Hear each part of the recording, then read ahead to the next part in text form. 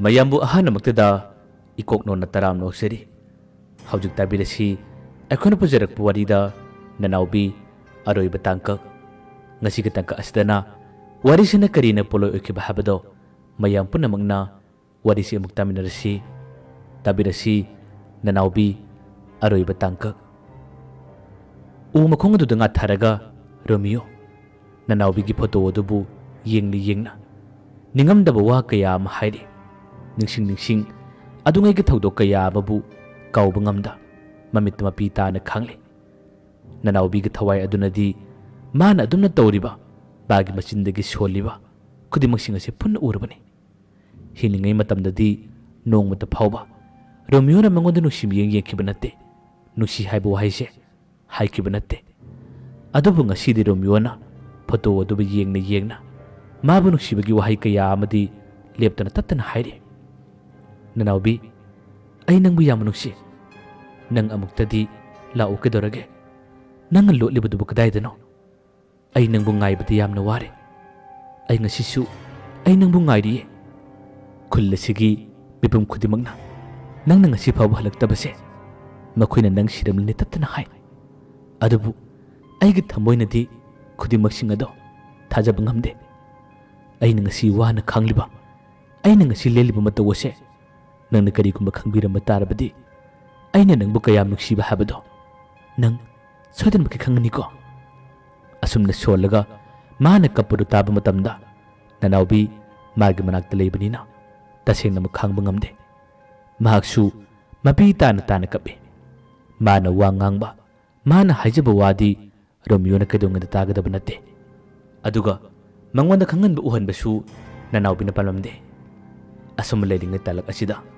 Santosu Nanaobi gi manak tamna chalae Nanaobi na thawai chakni yenglibado Santos urami mana tama chalak kumatamda kaplamba Romeo tumi lekhrami mamangdasu Romeo bu matamda Santos na wa kaya mahankibani ngasisu amuk Santos lakpadu uba matamda Romeo phulambadagi pu hawgalami aduga khara sauna Santos ta mangna harami nangna sida toina laisi kaigino ha asina toina laisi kaigino ba nang engonda kari pame ha kari yengba laibino wahang do halak matamda Santos Nanaobi doina muni jengi Romeo dadi kari mata pakumpi de Nanaobi na Santos ta Romeo da kari mata pakumpi gun hadana ingit torokpadagi Santos wa mata makhata na khumde adubu Santos ta Romeo na kanna ngangli saidi kari asyeng mathiribano kari aron mathabak tawribano haduna hangi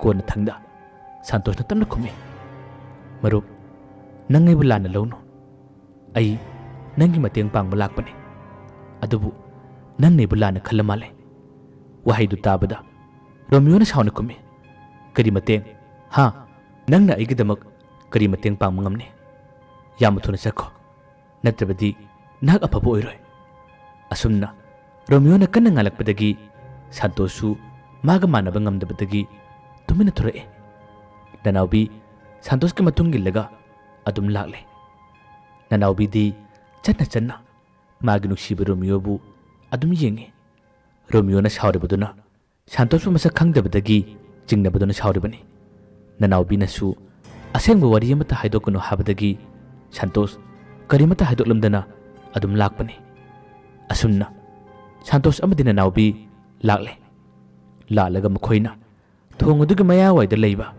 atoba thangnaba yum amadasu amuk changi Nanaobi changlakpadi atoba singna uba natte Santos yum adu changlaga leiramba yumgi mi amakhak kuthoe mi leibro o mi leibro toina kawi ahanbada kana amada khumakte hanjin toina gorokpadagi ngaktangi matungdadi nupa mathore chahi nifu yankairam surba mi male nupa aduna Santos pu ubada ibunga kari haigadaba Nanaobi na Santos ta ingit tawduna hangadaba haigadaba wasing hailami Santos nang lai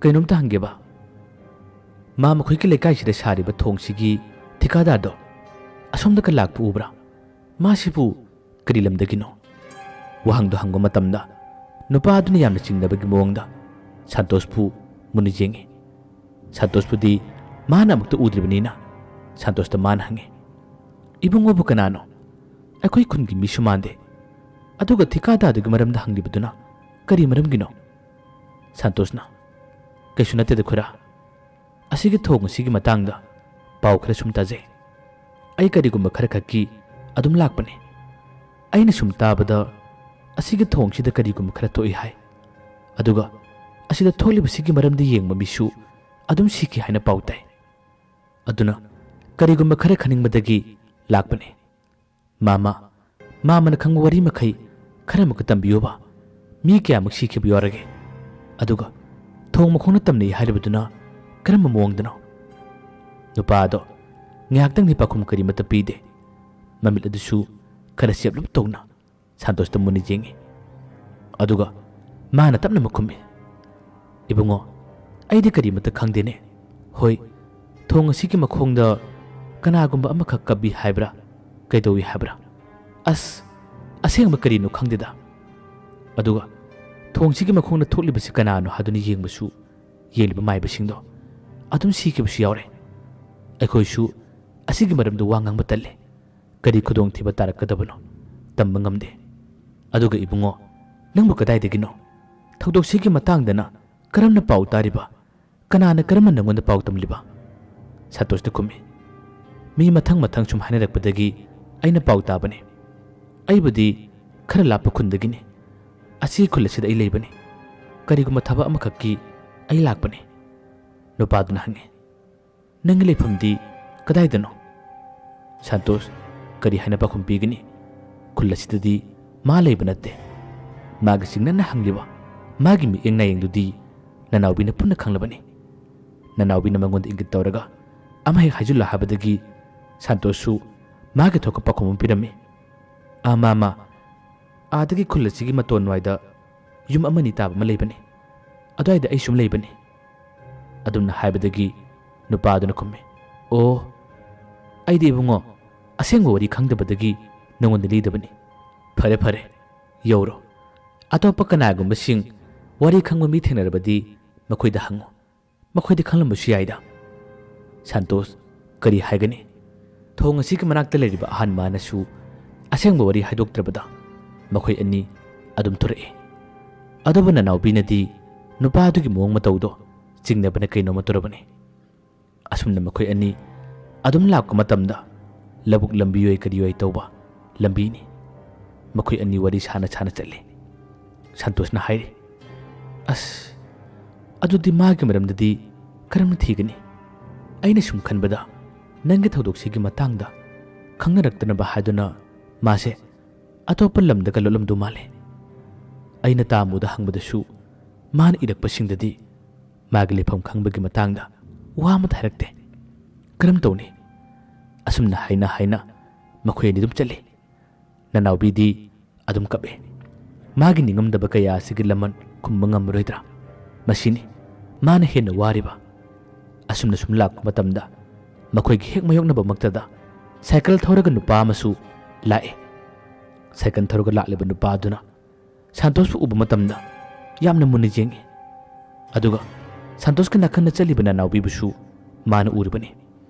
cycle ꯑꯗꯣ ꯊꯧꯅ ꯊꯧꯅ ꯃꯈꯣꯏ ꯑꯅꯤꯕꯨ ꯑꯗꯨꯝ ꯌꯦꯡ ꯂꯥꯛꯑꯦ ꯁꯟꯇꯣꯁꯅ ꯀꯩꯅꯣ ꯑꯁꯤꯗ ꯂꯥꯛꯂꯤꯕ ꯅꯨꯄꯥ ꯑꯁꯤꯅ ꯃꯨꯟꯅ ꯌꯦꯡꯁꯤꯅ ꯀꯩꯒꯤꯅꯣ ꯅꯅꯥꯎꯕꯤꯗꯤ ꯂꯥꯛꯂꯤꯕ ꯅꯨꯄꯥꯗꯨ ꯈꯪꯉꯤ ꯃꯍꯥꯛ ꯃꯥꯏꯕ ꯑꯣꯏ ꯍꯥꯏꯕ ꯅꯅꯥꯎꯕꯤ ꯀꯔꯤꯃꯠꯇ ꯄꯥꯎꯈꯨꯝ ꯄꯤꯗꯦ ꯃꯍꯥꯛꯁꯨ ꯅꯨꯄꯥꯗꯨꯕꯨ ꯃꯨꯟꯅ ꯌꯦꯡꯉꯤ ꯅꯅꯥꯎꯕꯤꯒꯤ ꯃꯁꯝ ꯑꯗꯨꯗꯤ ꯏꯁꯥꯡ ꯁꯥꯡꯕ ꯃꯃꯥꯡꯂꯣꯝꯗꯁꯨ ꯈꯔ ꯊꯥꯗꯕꯅꯤꯅ ꯃꯥꯏꯕꯗꯨꯅ ꯃꯍꯥꯛꯀꯤ ꯃꯁꯛ ꯑꯗꯨꯕꯨ ꯂꯥꯛꯁꯤꯟꯕ ꯉꯝꯗꯦ ꯑꯗꯨꯕꯨ ꯂꯥꯏꯅꯤ ꯍꯥꯏꯕꯗꯤ ꯈꯪꯉꯤ ꯌꯥꯝꯅ ꯊꯨꯅꯃꯛ ꯃꯥꯒꯤ ꯁꯥꯏꯀꯜ ꯑꯗꯨ ꯃꯈꯣꯏ ꯑꯅꯤꯒꯤ ꯃꯥꯡꯗ ꯈꯥꯝꯃꯤ ꯑꯗꯨꯒ ꯁꯟꯇꯣꯁꯁꯨ ꯃꯥꯅ ꯌꯥꯝꯅ ꯊꯨꯅ ꯃꯈꯨꯗꯥꯡ ꯄꯥꯏꯗꯨꯅ ꯆꯤꯡꯉꯤ ꯏꯕꯨꯡꯉꯣ ꯑꯁꯨꯝꯗ ꯂꯥꯎ ꯋꯥꯍꯩꯁꯤ ꯍꯥꯏꯗꯨꯅ ꯁꯟꯇꯣꯁꯁꯨ ꯃꯥꯅ ꯆꯤꯡꯂꯤ ꯁꯟꯇꯣꯁꯇꯤ ꯀꯔꯤꯅꯣ ꯍꯥꯏꯕ ꯒ꯭ꯌꯥꯟ ꯇꯥꯗꯕꯅꯤꯅ ꯃꯥꯃꯥ ꯀꯩꯒꯤꯅꯣ ꯑꯍꯜ ꯑꯗꯨꯅ ꯈꯨꯝꯃꯤ ꯍꯣꯏ ꯉꯥꯏꯈꯣ ꯑꯩ ꯊꯕꯛ ꯇꯧꯒꯦ ꯌꯦꯡꯉꯣ ꯑꯁꯨꯝꯅ ꯍꯥꯏꯔꯒ ꯃꯥꯒꯤ ꯈꯥꯎꯌꯣꯝ ꯑꯃ ꯌꯥꯜꯂꯤꯕꯗꯣ ꯌꯥꯝꯅ ꯊꯨꯅ ꯂꯧꯊꯣꯔꯛꯏ ꯑꯗꯨꯒ ꯌꯥꯝꯅ ꯊꯨꯅꯃꯛ Masinda kariguma khara solaga Nanaobi gi maigai tamna laksina bu tharang tore mai baduna khallibasina nupiduna mabu chelega pubani sini nupidugi masaktudi mana phajana udre magi mukhul ado lairon shonba loire aduga nupidugi maigai tamna langi haduna hek thangalakpagadi nupi adugi haithara masamlang haigale aduga mamit adu irang langlaga mai bada magna munigele munigilakpadagi mai badugi haigalma mukhul ado haithara ngamdre taseng namak nupi ado kanano haiba mahak khangle haigalma mukhul ado tamna haitharaga ibema nang oire wahai si haraga mai badu kari mata makha tab ngamkidre tumina sumlepdaga leire santosu yamna ngangna ahala dubu yengi mahaksu nupa adu mai ba oire haiba khange Nanaobi su ahala du mai bani haiba khangmane mahak kanano karino chapchana khangdre ahala du mathang nisinakle nomagi numidang ama maiba kunjona mabu kaukibada numittugi numidang maiba sina kunjo dharame oja kunjo karigino athengu numidang asida aibu laktaba yade hadana koribasina kunjo na khumi hai madu ai nungonda wa ma hage kaubane ai gakchangse ngaside kaino mitau tawi aina kara khana yengjirabane adubu ngasigi athengu numidangse ai kariguma khudong thiba khara tagadaba male maduna oja kari dorage oja bu ngasigi lai khurma chapirubra kunjona khumi chaloi kanagumi nupi amagi asiba thawaido aina lamla ma thamlubane makoi khulgi misingna mabu sikre haba khangde mangkhre hadun leibani adubu nupi macha adudi sirabane maduna oja karamna siriba kunjona khumi thong sabada hapkibane magi ningamdaba wari singadu tabada ai tasina ma thamoi kai aina mabadi aina thamliba yumdudagi henokpa yaroi haikibane adubu aina mabu yumdudu thamlingai aingonda kariguma ithil khara pharakpadagi aina mahakpu yumdudagi hendoktana bahaduna mangonda akanba wa hairamlabasu aina mangonda phajin pusinbadi karimata tawkidabane adubu ai maga mugna thingnaba maga manaka chatpadi phangadra phangloidra khangde ai nangonda wari simatang hairamge tawbane mahakpu aina phajilaga thamdabane adubu madi yumadudagi hendokadaba mande aiga magasu matungda unagani thajadre asumna maiba kunjona hakibu wari sing nisile maiba kunjona makhata na wari liga tawringai magi yumgi thongado kana thilakibani matamaduda maiba kunjona maduda mahagna harame hoi nang thorkono ai thong hange nang asidulolo asumna maiba kunjona taklaga madubu kangkham khadalolanle maduna heklot kibaga kunjona thong hange thonge handokpagadi makhoi mama mimit khumba miyoi mari mangana kunjo pharaga pukhi aduga hatokpiki nongalaga kunjo sire habigi pautaki madugi wari singado maiba maduna mathang nisile nisingba lorbiga tung Nanaobi do onsilaga man harami ibema asumna aigi oja kunjo dusu makhoi pattaba singna hatokpiki mana nangi maramda igonda wari kudima loina harami nangi lefamdi kadaiduna habadi mana takibanate aisu nakhoi khulisga thangnabadagini aina nakoinana nangi matangda pau kaya ama loki nangna sikibagi maramda punna khangma ngami adubu nangi maramda yengba maiba khudimak kanagumba amana hatli habigi pau tarakpadagi ai nangi lefamadu kadaiduna haiba chapchana thiba ngamkidabani ngasidi nang sida lakpase tan yamna chare hojik phawba nang sire habsidi nakhoi khulgi mi amatana phawba khangde santosu maibaduna tamlibu wari singadu punna gyan tare kunjona sarambu wari singni habada mahaksu thajare adudagi santosna maibru onsillaga oja maibana khudima khangbiramba yamna haraure hojikti laman khumbi matam yorabani Nanaobibu minungsi lektan hatkiba tikadar lesemba mahakpu karama lamang khumgane oja maiba ꯀꯔꯝꯅ ꯃꯥꯕꯨ ꯊꯤꯒꯅꯤ ꯂꯝꯕꯤ ꯑꯃꯗ ꯇꯥꯛꯄꯤꯔꯣ ꯑꯩ ꯃꯥꯒꯤ ꯅꯤꯡꯉꯝꯗꯕ ꯊꯋꯥꯏ ꯑꯁꯤꯒꯤ ꯃꯇꯧꯁꯦ ꯑꯩ ꯇꯁꯦꯡꯅ ꯌꯦꯡꯕ ꯉꯝꯗ꯭ꯔꯦ ꯃꯥꯏꯕꯗꯨꯅ ꯈꯨꯝꯃꯤ ꯂꯥꯎ ꯑꯩꯒꯤ ꯌꯨꯝꯗ ꯆꯠꯁꯤ ꯂꯝꯕꯤꯗ ꯋꯥꯔꯤ ꯁꯥꯕ ꯅꯨꯡꯉꯥꯏꯇ꯭ꯔꯦ ꯑꯩꯒꯤ ꯌꯨꯝꯁꯨ ꯄꯪꯂꯥꯞ ꯂꯥꯞꯄ ꯅꯠꯇꯦ ꯑꯩꯒꯤ ꯌꯨꯝꯗ ꯐꯖꯅ ꯋꯥꯔꯤ ꯁꯥꯁꯤ ꯂꯥꯎ ꯑꯁꯨꯝꯅ ꯍꯥꯏꯅꯕꯗꯒꯤ ꯃꯈꯣꯏ ꯑꯍꯨꯝ ꯃꯥꯏꯕꯗꯨꯒꯤ ꯃꯌꯨꯝ ꯇꯝꯅ ꯂꯥꯛꯑꯦ ꯅꯅꯥꯎꯕꯤꯁꯨ ꯃꯥꯒꯤ ꯑꯋꯥꯕꯁꯤꯡ ꯀꯣꯠꯂꯒꯅꯤ ꯂꯃꯟ ꯈꯨꯝꯕ ꯉꯝꯂꯒꯅꯤ ꯍꯥꯏꯗꯨꯅ ꯍꯔꯥꯎꯕꯅ ꯀꯩꯅꯣꯝꯃ ꯇꯧꯔꯕꯅꯤ ꯈꯔ ꯈꯔ ꯃꯝꯁꯤꯜꯂꯛꯄ ꯇꯟꯖꯥꯅꯤ ꯑꯁꯨꯝꯅ ꯀꯝꯗꯧꯔꯤ ꯃꯈꯣꯏꯅ ꯁꯥꯏꯀꯜ ꯑꯗꯨ ꯏꯜꯂꯒ ꯑꯗꯨꯝ ꯂꯥꯛꯄ ꯃꯇꯝꯗꯗꯤ ꯂꯝꯕꯤ ꯃꯌꯥꯏꯃꯛꯇꯗ ꯒꯥꯔꯤ ꯑꯃ ꯊꯠꯂꯒ ꯂꯩꯔꯝꯃꯤ ꯂꯝꯕꯤ ꯑꯗꯨꯁꯨ ꯂꯧꯕꯨꯛ ꯂꯝꯕꯤꯅꯤ ꯑꯇꯣꯞꯄ ꯀꯅꯥꯒꯨꯝꯕ ꯑꯃꯠꯇꯁꯨ ꯆꯠꯅꯗꯕ ꯇꯟꯖꯥꯅꯤ ꯒꯥꯔꯤ ꯃꯅꯨꯡꯗꯒꯤ ꯅꯨꯄꯥꯗꯨ ꯀꯨꯝꯊꯔꯛꯑꯦ ꯀꯨꯝꯊꯔꯛꯂꯤꯕ ꯅꯨꯄꯥꯗꯣ ꯑꯇꯩ ꯀꯅꯥꯁꯨ ꯑꯣꯏꯔꯝꯗ꯭ꯔꯦ ꯂꯩꯁꯦꯝꯕ ꯑꯣꯏꯔꯝꯃꯤ ꯁꯟꯇꯣꯁꯇꯤ ꯂꯩꯁꯦꯝꯕꯁꯤ ꯀꯅꯥꯅꯣ ꯍꯥꯏꯕ ꯐꯖꯅ ꯈꯪꯗꯦ ꯅꯅꯥꯎꯕꯤꯗꯤ ꯃꯥꯕꯨ ꯎꯕ ꯃꯇꯝꯗ ꯑꯦ ꯂꯩꯁꯦꯝꯕ ꯑꯁꯨꯝꯅ ꯁꯥꯎꯅ ꯁꯣꯜꯂꯛꯏ ꯅꯅꯥꯎꯕꯤꯅ ꯂꯩꯁꯦꯝꯕꯅ ꯁꯣꯜꯂꯛꯄꯗꯨꯗ ꯁꯟꯇꯣꯁꯁꯨ ꯈꯪꯂꯦ ꯃꯥꯡꯗ ꯊꯠꯂꯤꯕ ꯅꯨꯄꯥꯁꯦ ꯂꯩꯁꯦꯝꯕꯅꯤ ꯍꯥꯏꯕ ꯑꯁꯣꯝ ꯅꯥꯀꯟꯗꯒꯤꯅ ꯑꯃꯨꯛ ꯅꯨꯄꯥ ꯑꯃ ꯀꯨꯝꯊꯔꯛꯏ ꯅꯨꯄꯥꯗꯣ ꯑꯇꯩ ꯀꯅꯥꯁꯨ ꯑꯣꯏꯔꯝꯗ꯭ꯔꯦ ꯉꯁꯥꯏ ꯁꯟꯇꯣꯁꯅ ꯋꯥ ꯍꯪꯕ ꯆꯪꯈꯤꯕ ꯊꯣꯡ ꯑꯗꯨꯒꯤ ꯃꯅꯥꯛꯇ ꯂꯩꯕ ꯅꯨꯄꯥꯗꯨ ꯑꯣꯏꯔꯝꯃꯤ ꯅꯨꯄꯥꯗꯨꯅ ꯐꯣꯟ ꯇꯧꯗꯨꯅ ꯂꯩꯁꯦꯝꯕ ꯀꯧꯕ ꯑꯣꯏꯔꯝꯃꯤ ꯑꯁꯨꯝꯅ ꯂꯩꯁꯦꯝꯕ ꯑꯃꯗꯤ ꯅꯨꯄꯥꯗꯨ ꯆꯪꯁꯤꯜꯂꯛꯂꯒ ꯁꯟꯇꯣꯁ ꯑꯃꯗꯤ ꯃꯥꯏꯕꯗꯨꯒꯤ ꯃꯅꯥꯛꯇ ꯆꯞ ꯂꯦꯞꯄꯤ ꯂꯩꯁꯦꯝꯕꯅ ꯍꯥꯏꯔꯛꯏ ꯑꯩꯒꯤ ꯃꯥꯌꯣꯛꯇ ꯂꯩꯕꯁꯤꯡ ꯑꯃꯠꯇ ꯂꯦꯝꯅ ꯊꯥꯗꯦ ꯍꯥꯏꯕꯁꯦ ꯅꯈꯣꯏ ꯀꯥꯎꯒꯅꯨ ꯉꯁꯤꯗꯤ ꯅꯈꯣꯏ ꯑꯅꯤꯒꯤ ꯃꯇꯝ ꯑꯃ ꯌꯧꯔꯤꯅꯤ ꯋꯥꯍꯩꯗꯨ ꯍꯥꯏꯔꯛꯄꯗ ꯅꯅꯥꯎꯕꯤꯅ ꯅꯥꯀꯟ ꯂꯦꯟꯕꯒ ꯀꯟꯅ ꯁꯣꯜꯂꯦ ꯃꯥꯅ ꯑꯩꯕꯨ ꯍꯥꯠꯄꯅꯦ ꯃꯥꯕꯨ ꯂꯃꯟ ꯈꯨꯝꯕꯤꯌꯣ ꯃꯥꯕꯨ ꯍꯥꯠꯄꯤꯌꯣ ꯋꯥꯍꯩ ꯑꯁꯦ ꯀꯟꯅ ꯅꯅꯥꯎꯕꯤꯅ ꯂꯧꯔꯛꯏ ꯅꯅꯥꯎꯕꯤꯅ ꯂꯥꯎꯕꯗꯨ ꯇꯥꯕꯗ ꯃꯥꯏꯕꯗꯨꯁꯨ ꯈꯪꯂꯦ ꯅꯨꯄꯥꯁꯦ ꯐꯠꯇꯕ ꯅꯨꯄꯥꯗꯨꯅꯤ ꯍꯥꯏꯕ ꯅꯅꯥꯎꯕꯤꯅꯁꯨ ꯃꯈꯥ ꯇꯥꯅ ꯍꯥꯏꯔꯤ ꯃꯥꯅ ꯃꯥꯏꯕ ꯀꯌꯥ ꯑꯃꯁꯨ ꯍꯥꯠꯄꯅꯦ ꯑꯩꯒꯤ ꯃꯔꯝꯗ ꯈꯪꯂꯛꯀꯗꯣꯔꯦ ꯍꯥꯏꯗꯨꯅ ꯑꯩꯒꯤ ꯃꯔꯝꯗ ꯌꯦꯡꯕ ꯃꯥꯏꯕ ꯈꯨꯗꯤꯡꯃꯛ ꯃꯥꯅ ꯍꯥꯠꯄꯅꯦ ꯑꯣꯖꯥ ꯀꯨꯟꯖꯣꯗꯨꯁꯨ ꯃꯥꯅ ꯍꯥꯠꯄꯅꯦ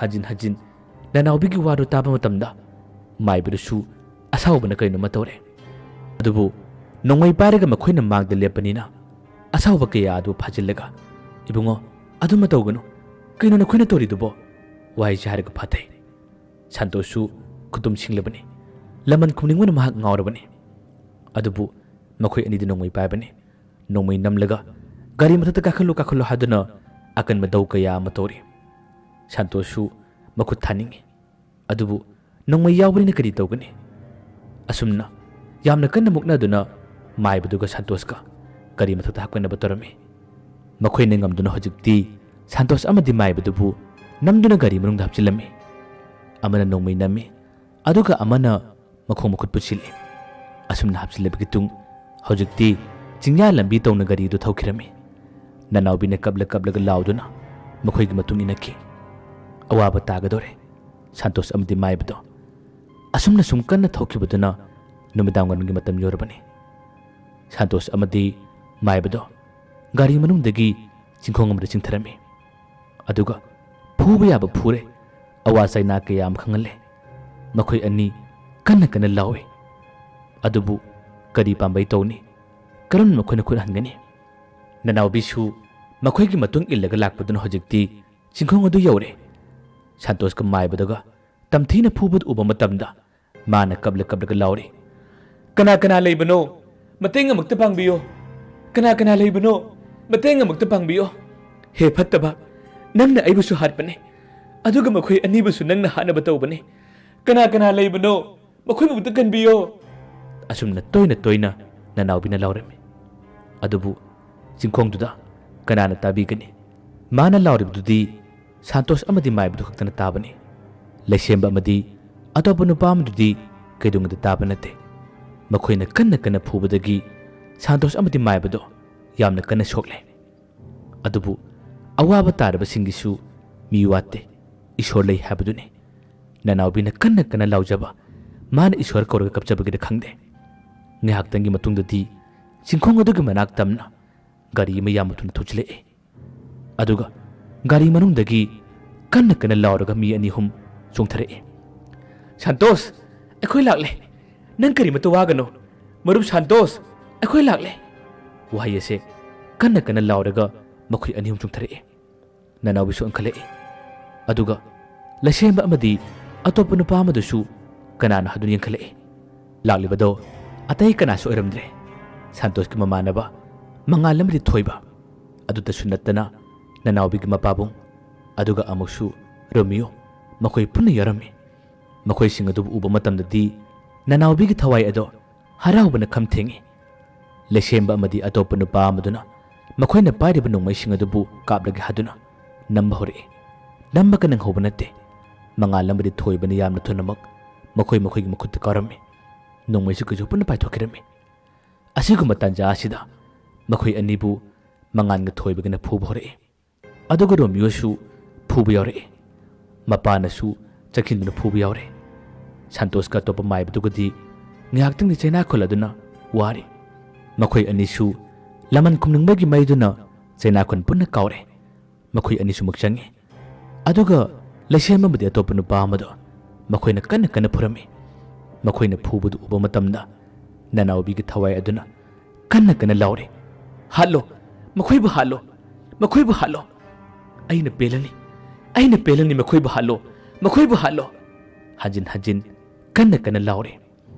संतोषती तारे अदुगा माइब्रुसु तारे। ननाउबीगी मपाबुंगनसु मसानुपीगी निंगमदब खुलाउरु ताई। मसकपुति उदे।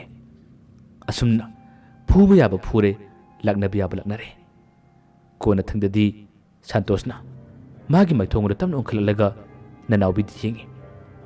ननाउबी हाइरो, नंगना पामा मोंगदो हाइरो। अखोइना नंगना अपामा खुदिमक पांथोकनी। माहकपु करम मोंगना हाटकनी। ननाउबीने खुम्मे, इकुचिना माबा लमन खुम्बा यारबदी इकुचि पेना माबा लमन खुम्गे। वाहिदो हारकपदा माइबदुना खुम्मे, इबेमा नंगना मु हाटपदी यारोय। अदबु नंगना अपामा मोंगदा अखोइना फत्तबा मखोइ अनिसि हाटकनी। अदबु नंगि नसक असिदी मखोइ अनिदु उहनबदी यागनी। अतैसिंगदसु पुन उहनबी यागनी। ननाउबी हराउरई। उहल्लो, अैगी सक असि उहल्लो, अैगी सक असि मखोइ अनिदु उहल्लो। वाहिदो हारकपदगी माइबदुना यामना थुनमक लैरोन सोले। ननाउबीगी मसक अदो मखोइ खुदिमकता उबा ngamna होनरई। ननाउबीगी मसक अदो होजिक्ति मखोइ खुदिमककी मनमांगदा उरई। रोमियोदी मागी मसक अदु उबा मतमदा कप्पना कैनोमा तोरई। अदुगा लैसेंबा अमदी अतोप्पा नुपा अमदो पाखटपा अमदी अकीबना कैनोमा तौरे। लैसेंबना मसिंदगी सोले। ए ननाउबी, ननाउबी वाहिसी हारगा ईना पुंगांगालबा मागे मसादो तमा तमा निंगहले। ननाउबीना मखोइ अनिगी मनाक्ता तमना तमना चंगे। येंगबदा अकीबा फंगलबा मसम मना इसांग सांगबा मागे मोंग मतौदु उबा मतमददी लैसेंबा अमदी अतोप्पा नुपा अमदो कीबना कैनोमा तोखरे। ननाउबीना ngihaktangi matungdadi माना वाहरे। नखोइ कैदोरिबनो? अैगी मांगमक्तदा मखोइ अनिबु मकक कलगा हालो। अैगी मांगदा हालो। वाहिदो हारकपददी असाउबना मांग थारबा माबु नुक्सिजबा रोमियोना हाना चुंगसिलमे। अदुगा लैसेंबगी मखुट हाना कक्पा हौरई। मखोइगी थांग पुरई। अदुदगी अमसु फन चुंगसिलगा यामना तमथीना लैसेंबा अमदी अतोप्पा नुपा अमदुबु हाटकिरमे। मखोइगी असीबा हक्चांगसिंग अदु उबा मतमदा ननाउबी कन्न कन्न नोए। अदुगा अमुक्सु कपे। असुमना फत्तबा लैसेंबा अमदी अतोप्पा नुपा अमदो मखोइ मयाम चंगदुना हाटकिरमे। ननाउबीगी पेंदबा निंगमदबा थवाई अदुगिदी लमन खुमकिरमे। नुमिसु तारे। मखोइगी असीबा हक्चांग अदो लंबीगी मताई अमदा हुंदोक्लमे। अदुगा होजिक्ति मखोइ पुन्ना लेपलगा ननाउबीगी मैथोंग अदुबु नुक्सिनी येंलगा वरी साबा हौरई। रोमियोना हाना हरमे, ननाउबी करी मतौनो तोरमलिबसिबो? मतम असु कुइबसे अैना नंगु मांगख्रे हादुना खलमबनी। अदुगा नंगदी ओंथोकना वाना लेमलिबोइरेदो? अै तसेंगना मयामना वारे। नंगि नतौबसे अै येंबा ngamdre। रोमियोगी वाहिदु ताबदा ननाउबीसु कपे। माना ख्वाइदगी नुक्सिजबा, माना ख्वाइदगी ngaujakhibा नुपानी। सीरबा मतम असिदा मागी निंगमदबा थवाइसिदनी रोमियोना माबु नुक्सि हादुना हंजिन हंजिन हाइरिबा। रोमियोना मंगोंदा हाइबा वाहिसिंग संतोष, मंगाल अमदी थोइबा अदुगा ननाउबीगी मपाबुंग मसामक्सु ताई। Mana pendana wa kaya ama haijaburu tabada makhoi khudimaksu punna kape. Adabu amukhana laklaroi asiba thawai oibanina kari karam tawni. Mapanasu machanupidu nusi wa kaya ama haire. Santosu aduga mangalamadi thoibasu makhoi gi hainingba wa kaya ama haire. Ngasidi Nanaobi gi ningma thunglabnina magi asiba thawai ase hojikti miramlenda leiraroi lamna chakhrege habigi thorang amasu torokle. Nanaobi na chalamdai gi matamda magi mapabung da wahi kara harami. Babung gi nakta nachana kuina leiba phangdrabasu kumgi sairauba ningon chakobna lakku matamdadi nasabu ningsingbiro. Ningon chakobu khudingi nasagidama khudon tabira uko. Nachadi miramle lasidagi lamna chakhrage. Masanopigi waising adu taba matamdani mapadu hena thamoi kaire puba thangma ngamdriba. Aduga amuksu Romeo da mahana nushini yelaga waman harami. Dada Romeo, ngasidagidi aigi ningba khudimak thungle. Ai hujikti miramle sida leiraroi. Nahaksu nayumna kai palo nungain hinguko. Romeo Nanaobi gi wahiru taba matamda kablai. Aduga mana khumi. Aidi yum palaroi. Aigi pusida aina nuksiba kanasu leite.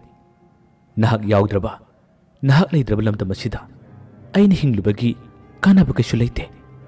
Ai nangina tuk ilaga lakani. Nanaobi ni yade. Nanaobi na mabu khame. Adumna haigano. Tangna poku miyoi mapokni. Mapoksidagi hena nungaiba karibu leire. Amukhanna karamba jibo ina poloni tamba ngamdaba miyoibigi pusini. Hinglingegi matamda puksel chawba nuksini hingminaba tamo. Sirba matamda kaisum puba yadabani. Ai chalage. Babung, Dada Santos, Damangal, Thoiba, Nakhoi mayamda aina matam khara wahan khibagidamang aibu ngakpiyo. Oja maiba ai chalage.